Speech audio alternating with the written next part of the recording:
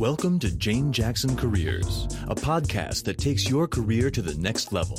Here's your host, Jane Jackson, author of Amazon Careers bestseller, Navigating Career Crossroads.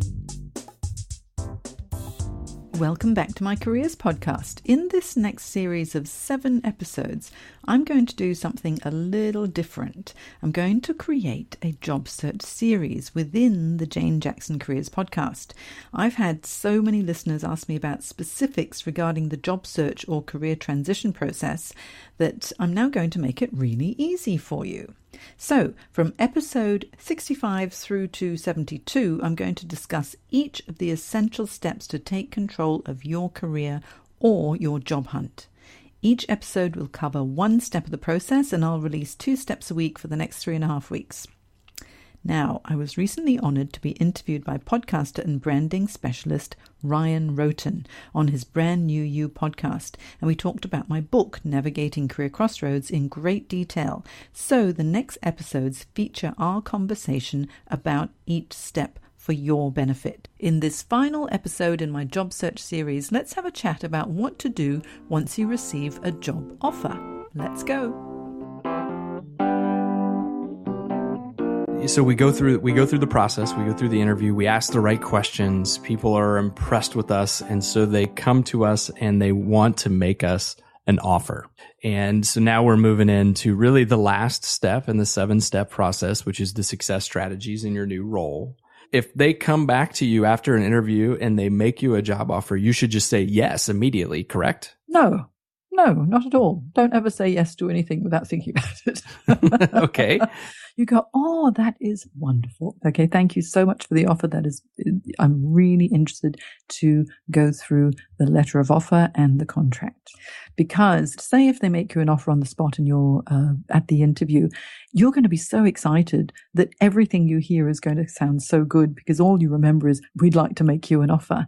And so you need to be able to have a little bit of a cooling off time as well. So don't say yes immediately. Just say that you're very excited. You're looking forward to going over the contract and the letter of offer because there may be some things that you would like to negotiate. What is the right way to open up a negotiation with a potential employer? Okay, so once you've had some time to go through your contract or the letter of offer, if there are some areas that you really are hoping for, maybe higher compensation or more flexibility or whatever it might be that you want more of, then you need to find out if there is room for negotiation. And so what I always suggest is make sure that you decide what is your walk away point before opening up negotiations, because you don't want to go in there without being well prepared. Because if the offer as it stands is not acceptable, and you will definitely walk away if there is no leeway at all, you need to make that decision before you start talking, because you'll start to oscillate. And if you're someone who isn't used to negotiation, it's really quite an anxious time.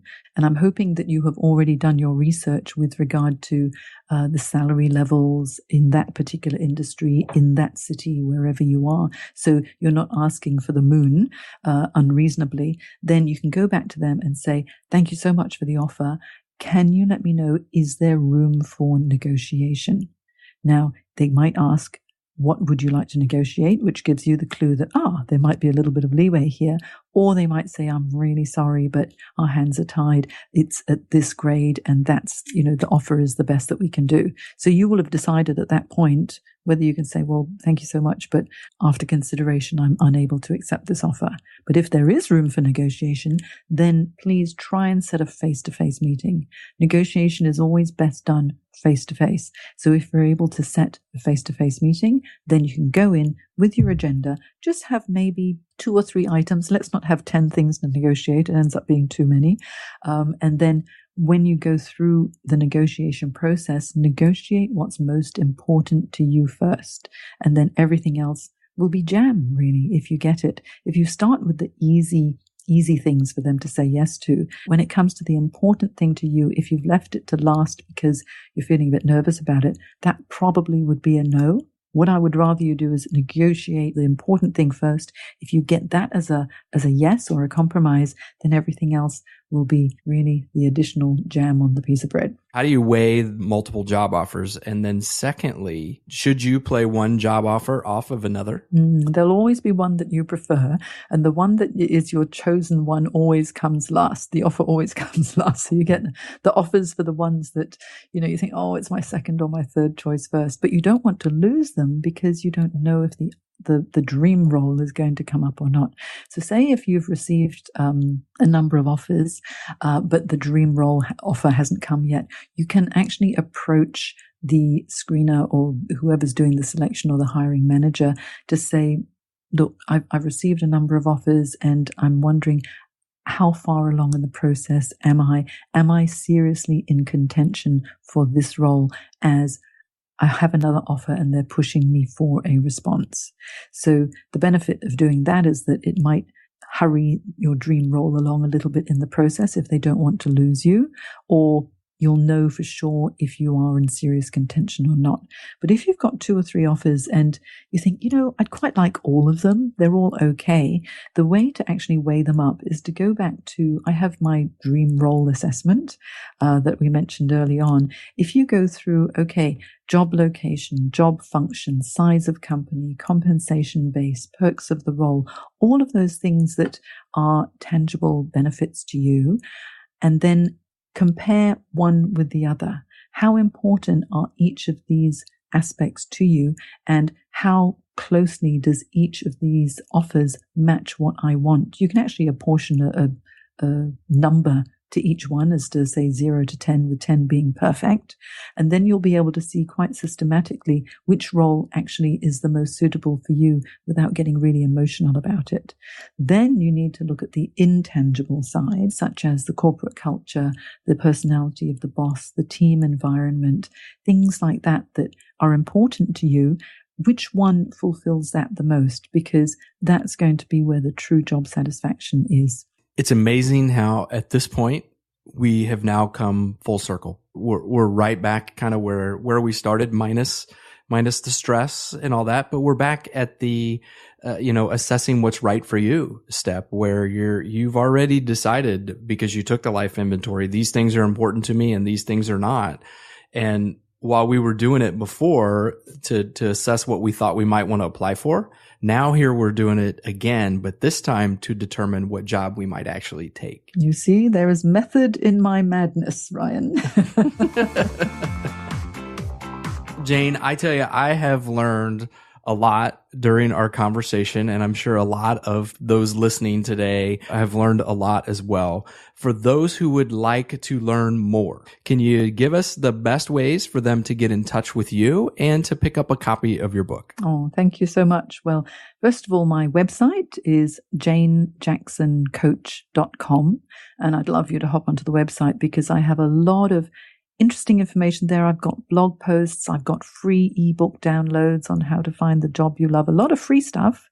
And then I also have access to a link there. If you just go to navigatingcareercrossroads.com, that's actually the direct landing page for my book. Or you can just go to amazon.com, look for Navigating Career Crossroads, and you'll find it there as an ebook or as a paperback book.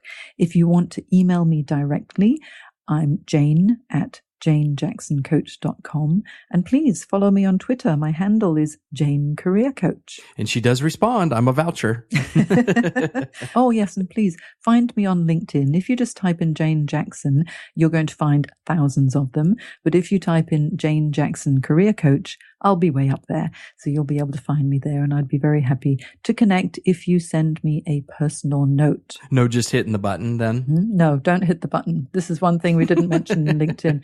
If you just randomly click add connections, you'll find that you're not actually going to get that many connections and they're not going to be real. This is networking, looking for a job, expanding your career. It's networking. So if you're going to approach someone, even though I've given everyone the invitation to connect with me, please send me a note. Tell me why you want to connect. Tell me a little bit about yourself, and then I'll feel that I know you. I'll probably send a response first before I connect to say, nice to meet you. Tell me even more about yourself, and then we can connect.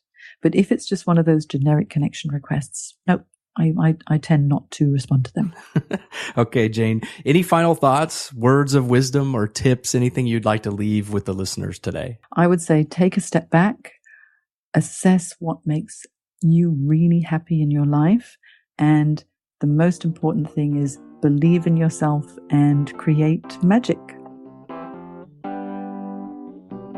If you found this episode useful, you'll like my 7 Steps online careers program that guides you through each step in complete detail so you can confidently take action to secure your dream role.